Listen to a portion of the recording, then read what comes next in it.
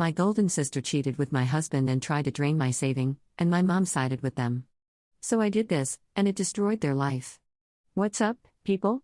Long-time lurker, first-time poster here. I've always thought of myself as a woman who's got everything together. But lately, I'm starting to question everything. My marriage, my family, and maybe even my own judgment. Feels like I'm living in some kind of twisted drama I never signed up for. Let me lay it out and see if you think I'm crazy. So here's the deal. I'm 28 female, been married to Mark, 27 male, for 2 years. We had what I thought was a solid thing going. I'm not the girl who needs some perfect romantic fairy tale. I've built a good life for myself, a solid career, a nice house, and a vision for the future, and Mark fit into that perfectly. He's smart, funny, and sharp enough to keep me on my toes. We worked well together like a team. I didn't think I'd ever have to second-guess him. He wasn't just my husband. He was my partner in every sense of the word. I still remember the way he stood by me when I missed out on a promotion I'd been gunning for. "You'll get the next one," he said, his hand resting on mine. "You're unstoppable." I believed him then. Now I don't know who he is anymore. Then there's Jane, 27 female, my younger sister. The girl is basically the poster child for charm. Growing up, she was the favorite. Everyone loved her, and she knew how to milk it. Teachers, boyfriends, even our parents. It was always Jane this, Jane that. Meanwhile, I was the girl grinding away, actually earning my way. But I'm not bitter. Okay. Maybe a little. However, growing up, Jane and I were inseparable. She wasn't just my sister. She was my best friend. We'd spend summers building forts, taking the blame for each other's trouble, and protecting each other from the world. Sure, Jane was always the golden girl, our parents' favorite, but it didn't matter back then. We had each other. That's why this betrayal cut so deep. When Mark and I got married, Jane got along with him right away, which didn't bother me. Family is family. She'd show up to hang out, crack jokes, be her usual entertaining self. I figured Mark just saw her as my fun-loving sister. Nothing more. He's way too smart to fall for her smooth talker crap, and Jane knows better than to mess with my life, or at least I thought she did. But then Jane started showing up more. Not just for family dinners or casual weekend beers, normal stuff. I'm talking midweek pop-ins when I wasn't home. I'd come back from work, and Mark would casually say, "Oh, Jane stopped by for lunch." At first, I brushed it off. Cool, I guess. But then it started happening a lot. One evening, I came home early and found them on the couch laughing over something on his phone. Mark noticed me and immediately locked his screen, his smile fading. My gut sank. I didn't say anything, no point without proof. But the way he avoided eye contact stayed with me. Later that night, I tried to play it cool. "So, what was so funny earlier with Jane?" I asked. Mark shrugged. "Oh, just a meme? Nothing serious." I let it go, but my radar was going off like crazy. Something didn't feel right. The next day, I decided to test the waters. Over dinner, I casually said, "Jane's been around a lot lately. Doesn't she have better things to do?" Mark rolled his eyes and laughed. "She's your sister. Don't be so dramatic. She just likes hanging out." That answer didn't sit right with me. People don't just like hanging out with married couples for no reason. But I kept my cool. There's no point in flying off the handle when you don't have the full picture.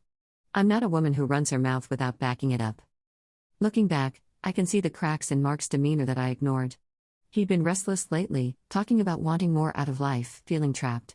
I thought I was doing enough, but maybe I wasn't.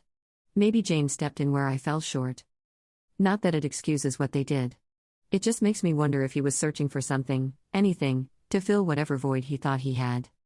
That night, I called Erica, my best friend since college. If anyone could help me sort through this mess, it was her. "You're overthinking it," Erica said at first, her voice calm and measured.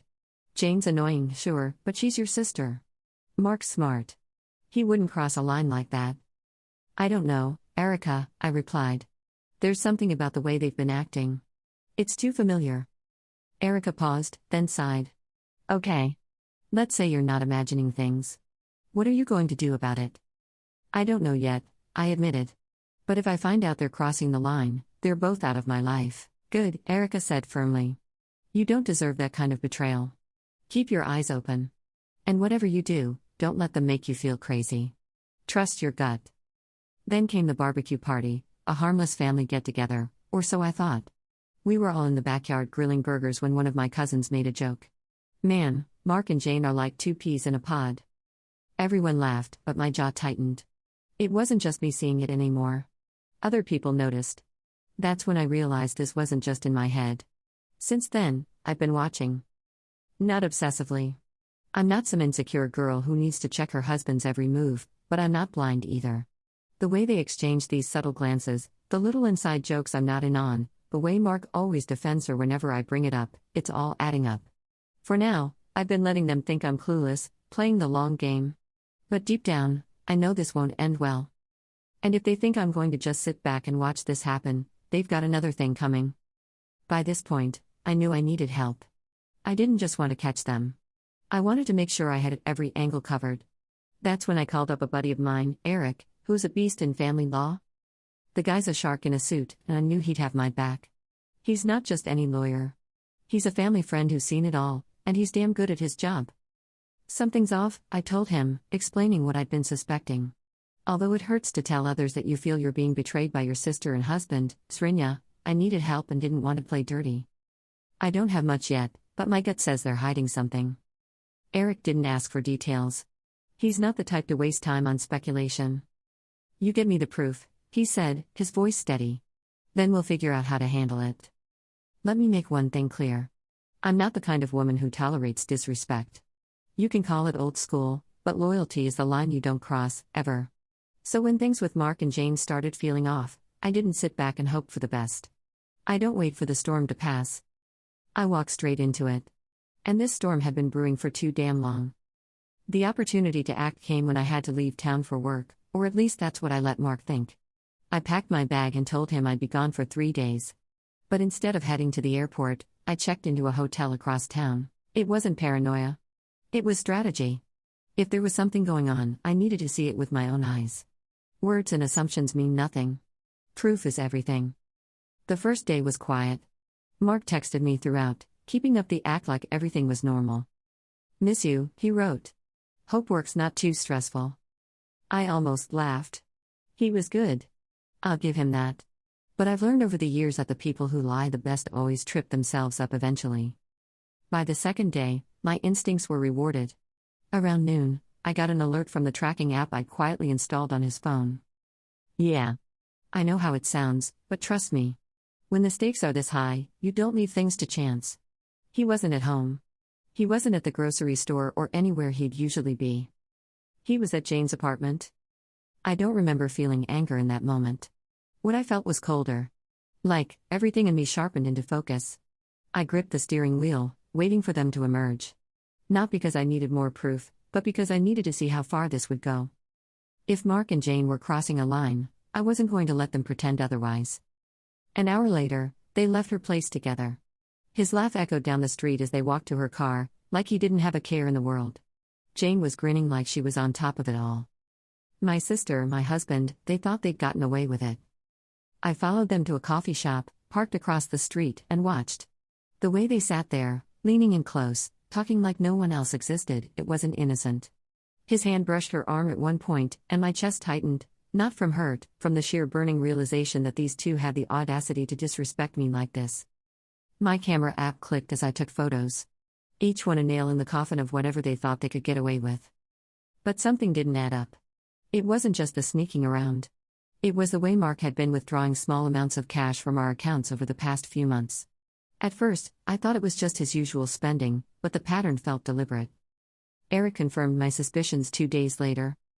The money's been funneled into an account that doesn't belong to either of them, he said during one of our calls. It's under the name Victoria Kane. Who the hell is Victoria Kane? I asked. She's trouble, Eric said bluntly. Scammed people out of thousands through fake investment deals. She's been flagged for fraud multiple times, but she's slippery. No convictions yet. It looks like she's roped Jane into one of her schemes. And your husband, he's been funding it, whether he knows it or not. My stomach turned. This wasn't just an affair anymore. Jane and Mark weren't just betraying me. They were being played. And now my money was tangled up in whatever game that Victoria Kane was running. That was a lot to handle. Everything swirled like a storm in my mind, but I had to face things step by step to understand the shit that was happening in my life. The next day, I walked into my house earlier than expected. Mark was at the kitchen counter, sipping his coffee, his phone in hand. He looked up and froze for half a second before forcing a smile. "You were back early. How was the trip?" I dropped my bag by the door and leaned against the wall, arms crossed. "Cut short. Figured I'd surprise you." He laughed, but there was an edge to it. "Well, that's great." I nodded, not saying much. I wanted him to feel the silence. Let him stew in it. Mark doesn't handle silence well. It makes him nervous. Sure enough, he started babbling about his day, trying to fill the void. I just watched him, calm and steady. Then I made my first move. "So, how's Jane been lately?" I asked, my tone casual, like I was asking about the weather. His spoon froze midair. "Fine, I guess." "Why?" "No reason. Just seems like you two have been spending a lot of time together." His eyes narrowed slightly. "Are you really doing this again?" "She's your sister." "Yeah," I said, leaning back in my chair. "My sister.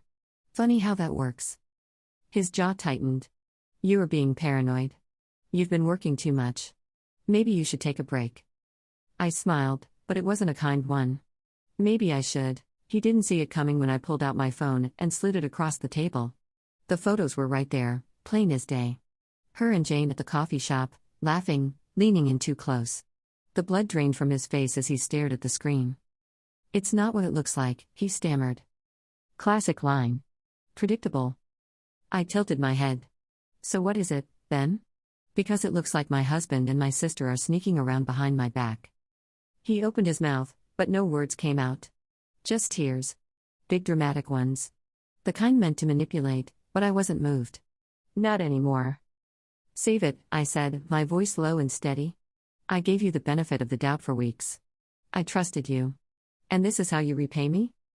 "Nothing happened," he cried. "We were just talking." "Talking," I repeated, leaning forward. "At her apartment, at a coffee shop, when you thought I wasn't around. That's some interesting talking." He tried to deny it again, but the words rang hollow. He knew he was caught.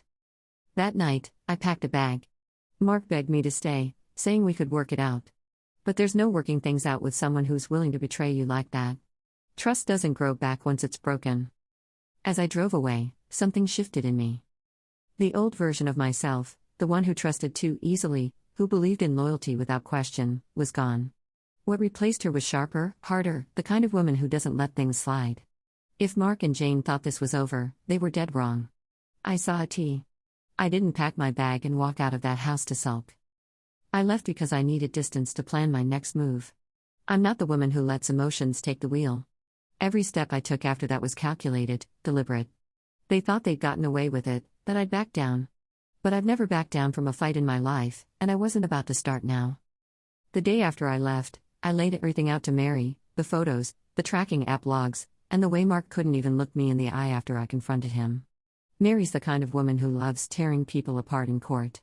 And when I handed her that evidence, her grin told me I was in good hands. "This isn't just an affair," Mary said, flipping through the photos I'd taken. "It's calculated, premeditated." She was right.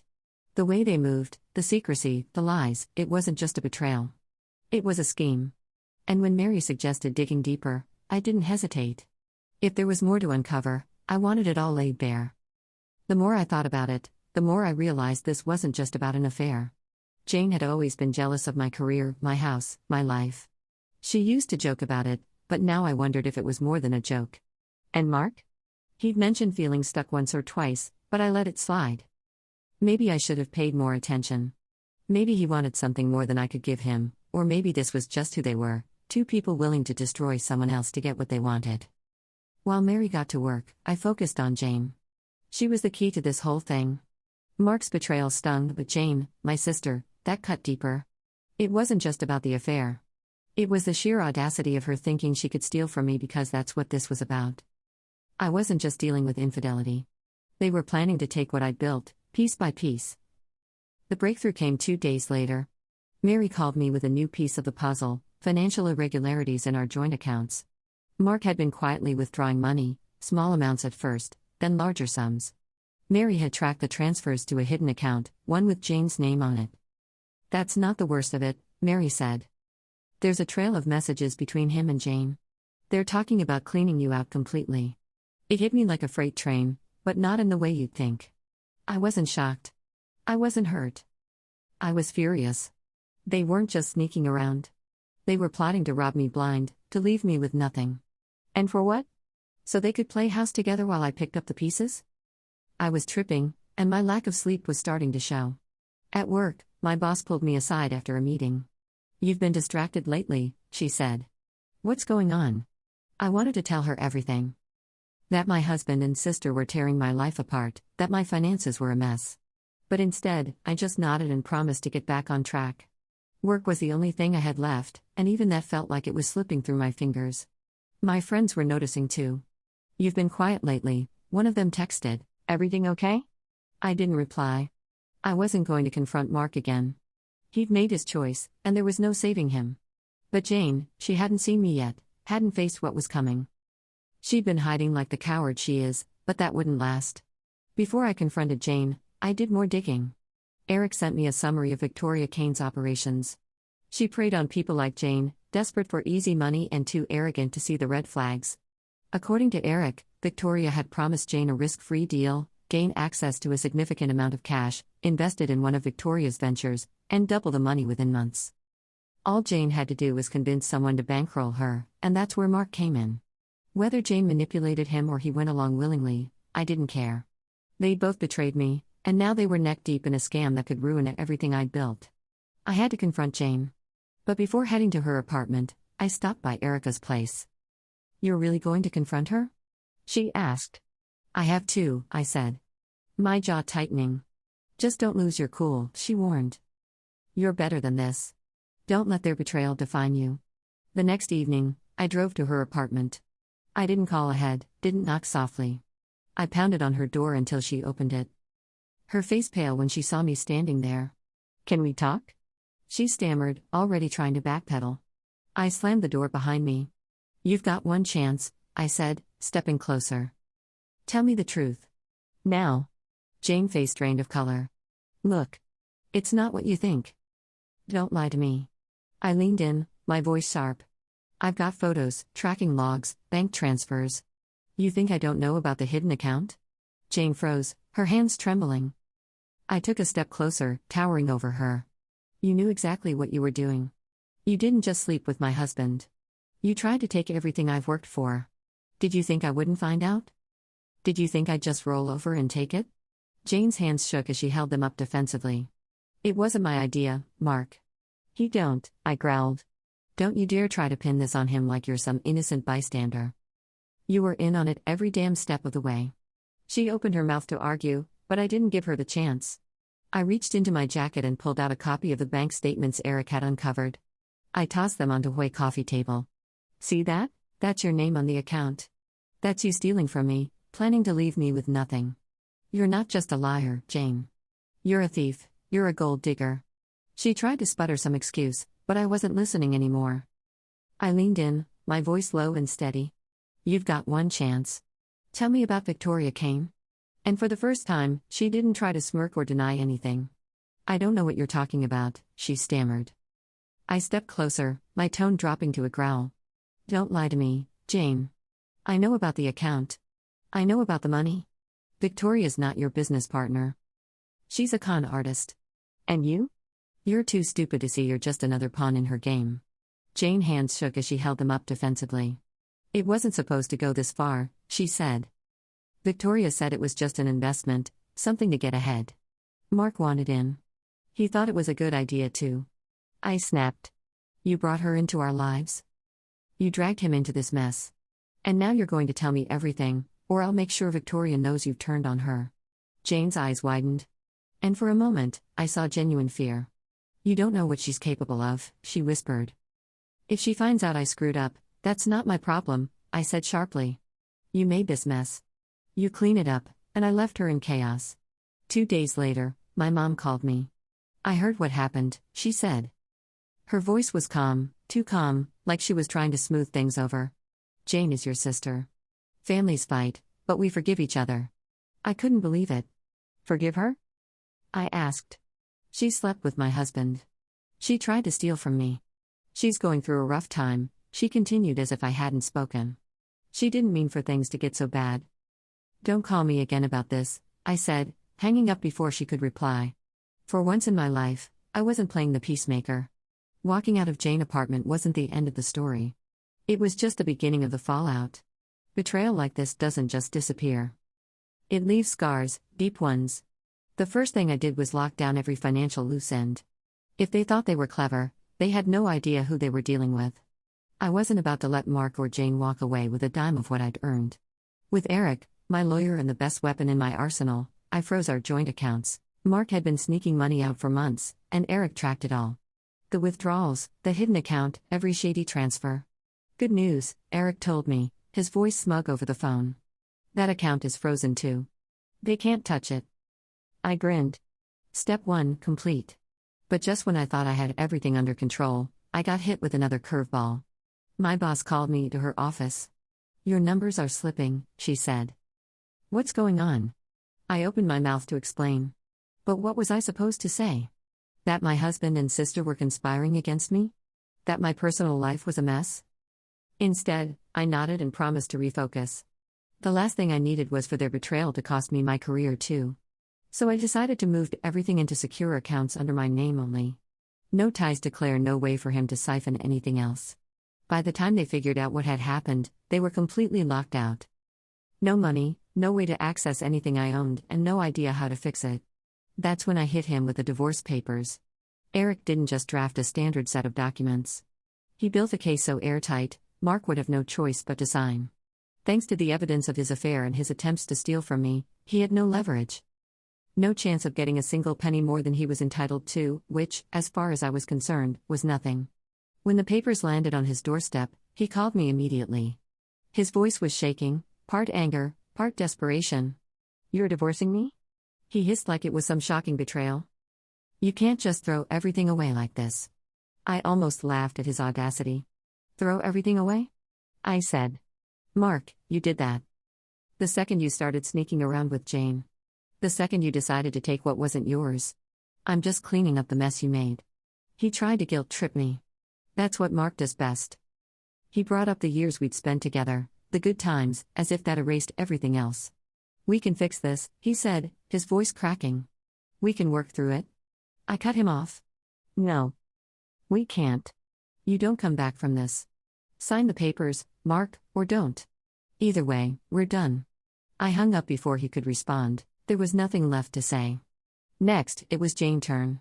Getting her fired from her cushy job was a good start, but it wasn't enough. She thought she could coast on her charm forever, but I was about to make sure no one in her professional circle trusted her again.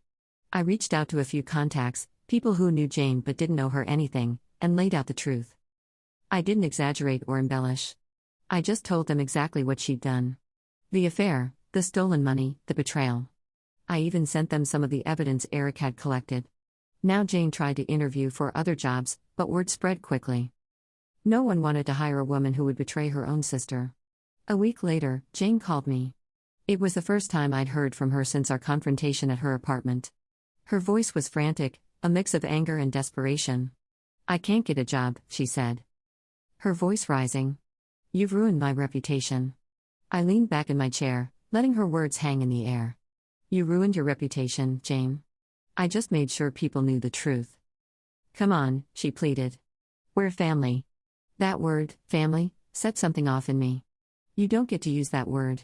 You stopped being family the second you decided to stab me in the back. I didn't mean for it to go this far, she said, her tone shifting to pathetic. I was stupid. I made a mistake. A mistake is forgetting to lock your car, I shouted. What you did was calculated. You knew exactly what you were doing, and now you're paying for it. Don't call me again, Jane. We're done. I hung up and blocked her number. Whatever came next for her wasn't my problem, but dealing with them wasn't enough. I needed to rebuild. For too long, I'd let Mark's lies and Jane's betrayal consume me. Now I was done with that. I started hitting the gym harder than ever. Started going out. I focused on work, diving into projects I'd put off for months. I reconnected with friends I hadn't seen in years. People I'd let drift away because I'd been too wrapped up in Eric's bullshit. It wasn't just about keeping busy. It was about proving to myself that I could move forward, that I could be better, sharper, stronger. Every step I took away from them was a step toward a better version of me. I also reconnected with old friends. People I'd drifted away from while trying to make my marriage work. Erica said something that stuck with me. "You're not the girl I used to know, but in a good way. You're sharper, smarter." It felt good to hear that. Like, I was finally becoming the person I was meant to be. By the time the divorce was finalized, Mark had gone radio silent. He signed the papers without a fight, probably realizing he had no other choice, and disappeared. No more texts, no more calls. He knew he'd lost. Jane, she slunk off into the shadows too. Last I heard, she'd moved out of town, probably hoping to escape the mess she'd made. Good. Let her run. Let her try to start over somewhere else. I didn't care anymore. They were ghosts to me now. Victoria Kane wasn't finished with them, though. Eric found out that Victoria had been pressuring Jane and Mark for more money after the account was frozen.